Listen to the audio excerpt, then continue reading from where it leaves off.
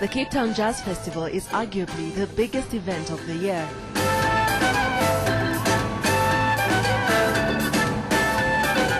It was extra special this time around as it was the festival's 10th year, but it was also Hugh Masekela's 70th birthday.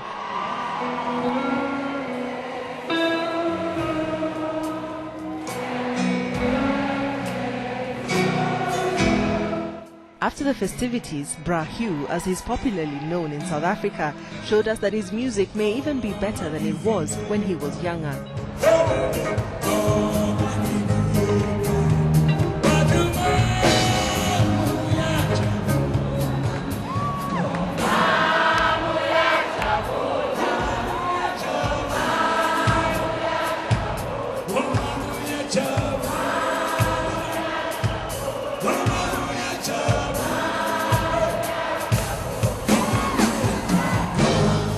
Later, we asked him what makes South African music appeal to people all over.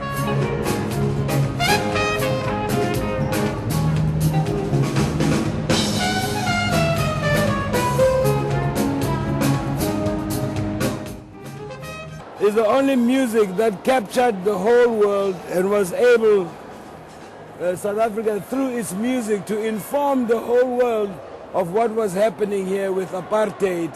And the whole world turned around and forced their governments to pressure South Africa or to stop their friendship with them.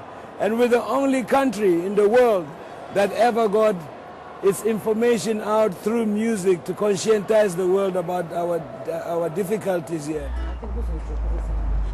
Another popular South African musician invited us to her home, this time during International Women's Day. Yvonne Chaka Chaka is famous for her #1 hits and work as a UNICEF Goodwill Ambassador, but she's also a mother and a wife.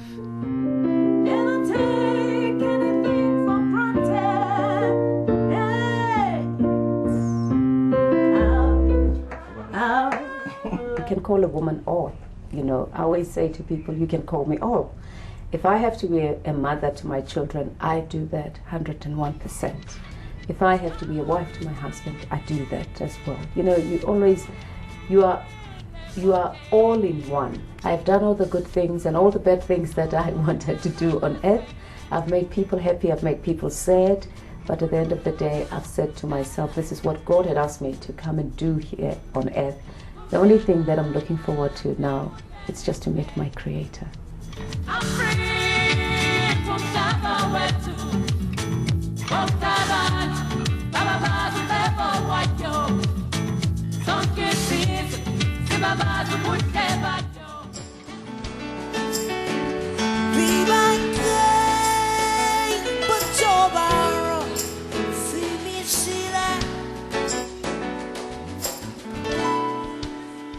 In Lagos, we experienced a more mellow sound as singer and songwriter Asha performed at a popular lounge.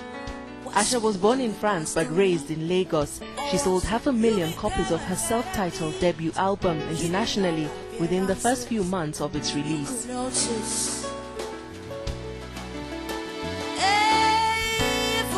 Suddenly, picture things and left the keys.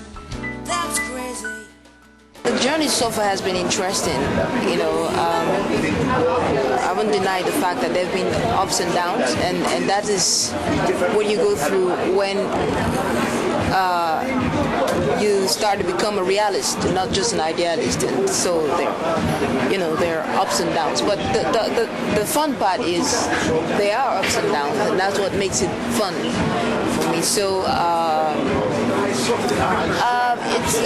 it's a good thing, you know, to take the music as far as it has gone. Many artists were pushing social and political agendas in 2009.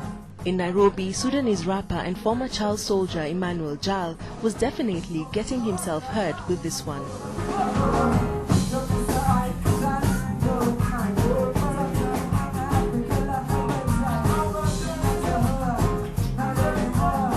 The song Vagina, it's basically a message to the gold miners, diamond, oil.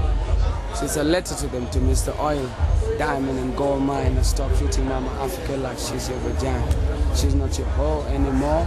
You take the riches and you leave the people poor. So it's a message. So then I talk about child soldiers. I talk about when it comes to Africa, the world don't care. And then some part people have no clothes to wear. Just explaining food, aid, aeroplane, flying in the air. So explaining everything into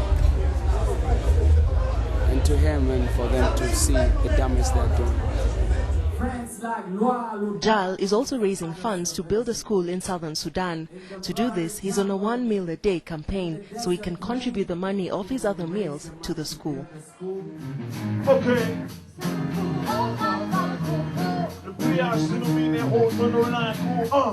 Other rappers also grabbed our attention this year. 30-year-old Balogi was born in the DRC, but his dad moved him to Belgium when he was just 4. We met him at a jam session with his band in Paris, and he played us this song off his first solo album.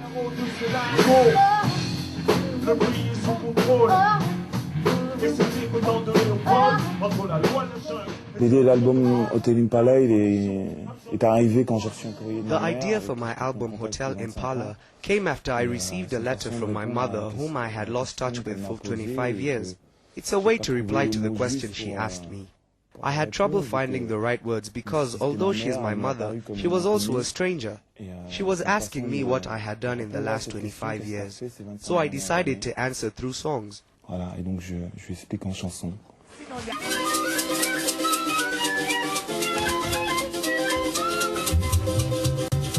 Then it was time to go back in time to the 1960s when a different sort of band, the Kachamba Brothers, was a big hit in Malawi.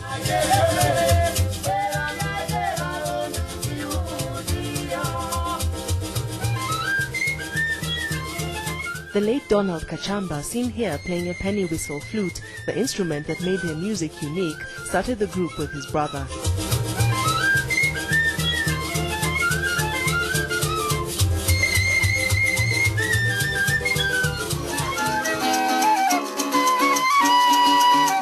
They ended up playing all over the world and are still heard on Malawian radio today. Plus, a band called the Donald Kachamba Kwela Heritage Band has been created in their honor and to make sure that their tunes aren't lost in time.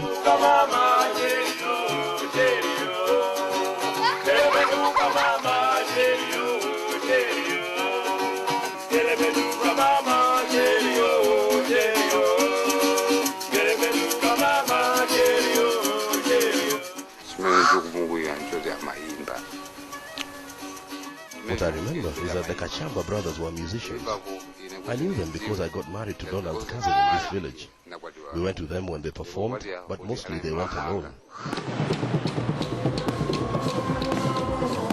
Hundreds of miles away, about 30,000 people had shown up for Harare's International Festival of the Arts, known as Haifa by many. Because of Zimbabwe's ongoing political and economic problems, people weren't sure how things would turn out this year. But organizers had subsidized tickets and those who came seemed to have a great time. South Africa's Malaika were one of the biggest crowd pullers.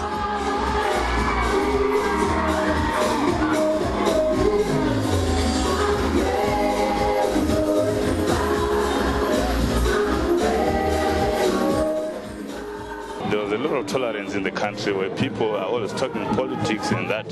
Now, if you see people from all different walks of life coming together at a function like this, I think it goes a long way in uniting the people of Zimbabwe and cultures of Zimbabwe. It's really been an eye-opening. I'm very impressed with what I've seen here in Zimbabwe. The amount of culture has really overwhelmed me and how open everyone is to it.